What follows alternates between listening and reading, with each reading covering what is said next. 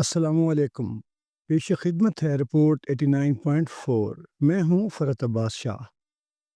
بھارت کا کشمیر میں ایک اور گھناؤنا کھیل۔ پہلگام کی بائیسرن وادی میں ہونے والے دلدوز واقعے نے ایک بار پھر بھارتی فالس فلیگ آپریشن کی حقیقت کو بے نقاب کر دیا۔ کشمیر جو کبھی امن و محبت کی سرزمین تھا، آج بھارتی جبر اور ریاستی دہشت گردی کا شکار ہے۔ پہلگام میں ہونے والا تازہ واقعہ کوئی معمولی حادثہ نہیں، بلکہ بھارتی حکومت کی جانب سے ایک منظم سازش ہے، جس میں مختلف میڈیا رپورٹس کے مطابق 26 معصوم سیاحوں کو نشانہ بنا کر پاکستان کو بدنام کرنے کی کوشش کی گئی ہے۔ برطانیہ، کینیڈا اور دیگر ممالک میں بھارتی ایجنسی را کی طرف سے کی جانے والی خون ریزی کی وجہ سے پہلے ہی پرامن معاشرے تشویش کا شکار ہیں۔ ایسا بارہا ہوتا رہا ہے۔ 2008 کے ممبئی حملوں سے لے کر 2019 کے پلوامہ حملے تک ہر واقعے کے پیچھے بھارتی خفیہ ایجنسی را کے ہاتھ نظر آئے ہیں۔ سمجھوتا ایکسپریس دھماکے میں 68 مسافروں کی ہلاکت بھی اسی سلسلے کی ایک کڑی تھی۔ مقبوضہ کشمیر میں تعینات 7 لاکھ سے زائد بھارتی فوج کے باوجود اگر ایسے واقعات ہوتے ہیں تو سوال یہ پیدا ہوتا ہے کہ کیا